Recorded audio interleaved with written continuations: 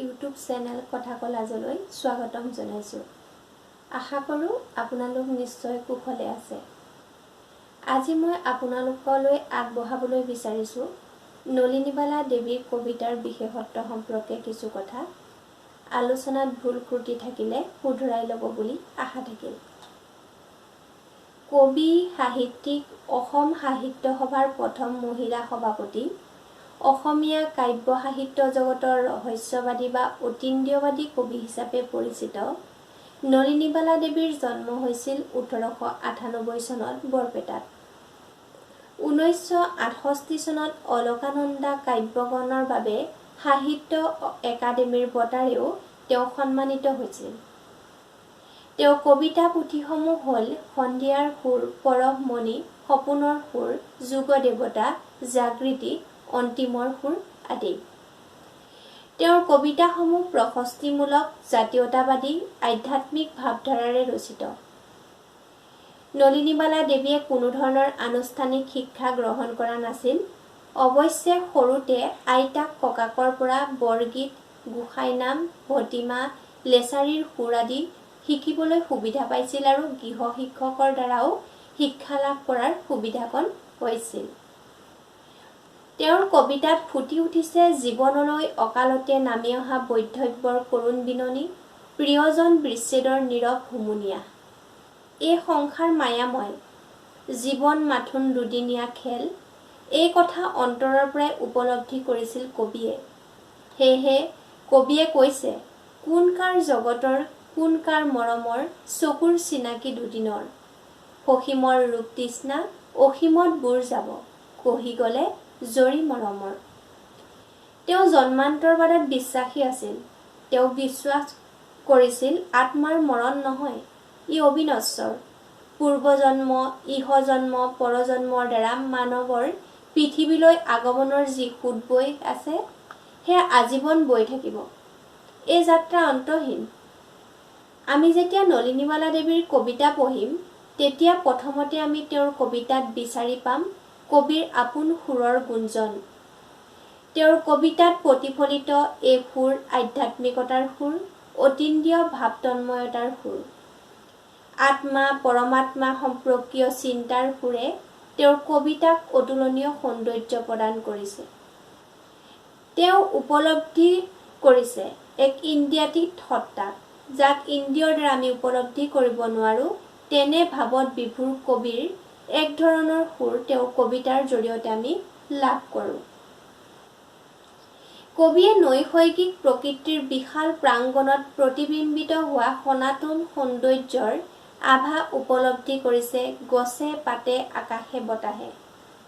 কবিয়ে স্বভাৱজাত প্ৰকৃতিৰ বিশাল অংগনত এক চিৰন্তন সুন্দৰতা প্ৰকাশমান হোৱাৰ কথা অনুভৱ কৰিছে বিৰিখে লতাই, আকাশে বতাহে, সকলোতে, অৰ্থাৎ পাৰ্থিৱ সকলো বস্তুতে।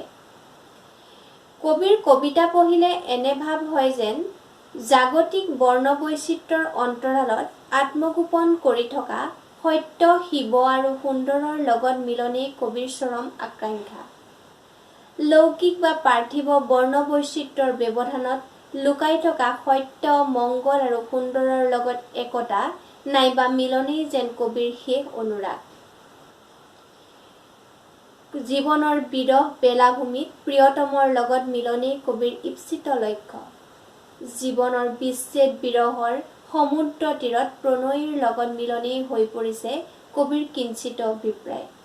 আধ্যাত্মিক বেদনাৰ কাৰুণ্যই তেওঁৰ কবিতাক নিয়ৰত ভিজা ফুলৰ দৰে মসৃণ আৰু ৰমণীয় কৰি তুলিছে। ভাৰতীয় দৰ্শন, বিশেষকৈ বেদান্ত, জন্মান্তৰবাদ, কৰ্মফলবাদ আৰু ভক্তিবাদে নলিনীবালাৰ কবিতাক ভাৱপুষ্ট কৰিছিল। বেদৰ শেষ খণ্ডত থকা জন্ম সম্পৰ্কীয় মতবাদ, এই জন্মৰ বাদেও আন জন্ম আছে বুলি যি বিশ্বাস মতে আগৰ জন্মৰ বা পূৰ্বজন্মৰ কৰ্মৰ পৰা মানুহে ভোগ কৰা ভাল অথবা বেয়া ফল, কেৱল ভক্তিৰ দ্বাৰাই ভগৱানক যে পাব পাৰি বা মুক্তি লাভ কৰিব পাৰি বুলি থকা বিশ্বাসে কবিৰ কবিতাক ভাৱেৰে ভবাই তুলিছে। তেওঁৰ কবিতাত বুদ্ধদেৱ আৰু মহাত্মাৰ সাম্য অৰ্থাৎ সমতা, মৈত্ৰী বা সম্প্ৰীতি, আৰু কাৰুণ্যৰ দৃষ্টিভংগীৰে নতুন ৰহণ সানিছে বুলিব পাৰি। ৰবীন্দ্ৰনাথৰ কবিতাৰ কাব্যিক ৰূপ সৌন্দৰ্য আৰু ৰহস্যবাদৰ সুৰে তেওঁৰ কবিতাক কৰি তুলিছে ভাৱব্যঞ্জক, ৰহস্যঘন আৰু মধুৰ। বঙালী কবি ৰবীন্দ্ৰনাথৰ কবিতাত প্ৰতিফলিত মন আৰু ইন্দ্ৰিয়ক বশীভূত কৰি ধ্যান আৰু অন্তৰ্দৃষ্টিৰে পৰমাত্মাৰ লগত মিলন আৰু প্ৰকৃত সত্য সম্বন্ধে জ্ঞান লাভ সম্পৰ্কীয় যি ধাৰণা, তাৰ দ্বাৰা প্ৰভাৱিত হৈ কবিয়ে তেওঁৰ কবিতাক ভাৱব্যঞ্জনাৰে ভৰপূৰ, অতি ৰহস্যপূৰ্ণ আৰু সন্তুষ্টিদায়ক কৰি তুলিছে। পৰমেশ্বৰৰ নাইবা চিৰসুন্দৰৰ স্থিতিৰ মৃদু শিহৰণ তেওঁ জাগতিক সকলো বস্তুতে অনুভৱ কৰিছে আৰু অনুসন্ধান বা অন্বেষণে তেওঁ সৰহভাগ কবিতাৰ মূল বিষয়ৰূপে অনুৰণিত হৈছে। এই চিৰসুন্দৰক পোৱাৰ যি অসীম হেঁপাহ, পৰমেশ্বৰক পোৱাৰ যি দুৰ্বাহ অভিলাষ, সেয়া পাওঁ আমি এনেদৰে: মানুহৰ দুচকুৰ অসীম সৌন্দৰ্য তৃষ্ণা, সুখ আশা হেঁপাহ বুকুৰ, নহয় ই মৰতৰ খন্তেকীয়া জীৱনৰ, সুখ আশা পৰম পদৰ, ৰূপ তৃষ্ণা চিৰসুন্দৰৰ।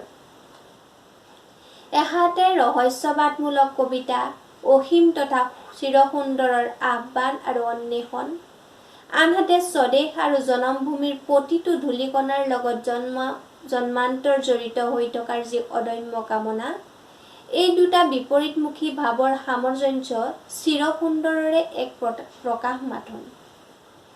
মানুহৰ অন্তৰৰ অসীম সৌন্দৰ্য তৃষ্ণাই অনন্ত সুন্দৰ মহান কোনোবা এজনৰ মহা আকৰ্ষণৰ সূচনা কৰিছে।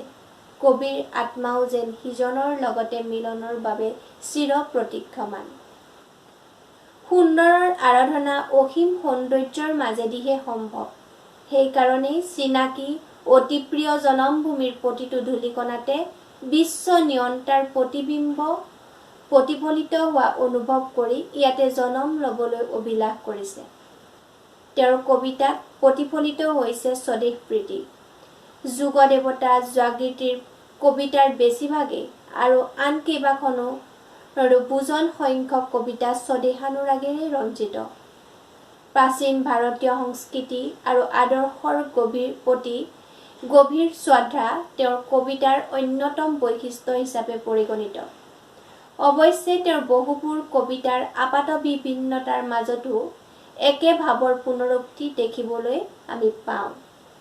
মুঠতে আমি নলিনীবালাৰ কবিতাৰ বিশেষত্ব সম্পৰ্কে ক'বলৈ গ'লে আমি তেওঁৰ কবিতাত পাওঁ সৌন্দৰ্যলোভী মনোবৃত্তি, অসীম বা অনন্তৰ প্ৰতি অন্যমনস্কৰ ভাৱ, ধুনীয়া পৃথিৱীৰ বৰ্ণ বৈভৱত আনন্দ, শব্দ মাধুৰ্য, ভাৱৰ মৃদু ব্যঞ্জনা, ছন্দৰ সুষম লয়, আধ্যাত্মিক বিচ্ছেদৰ বেদনা মনোৰম ভংগীত প্ৰকাশ ঘটিছে। আজিলৈ নলিনীবালা দেৱীৰ কবিতাৰ বিশেষত্ব সম্পৰ্কীয় আলোচনা ইমানতে সামৰণি মাৰিলোঁ। আলোচনাটোৰ জৰিয়তে যদি আপোনালোক উপকৃত হৈছে তেনেহ'লে মোৰ চেনেলটো লাইক, শ্বেয়াৰ আৰু ছাবস্ক্ৰাইব কৰি দিব। ধন্যবাদ।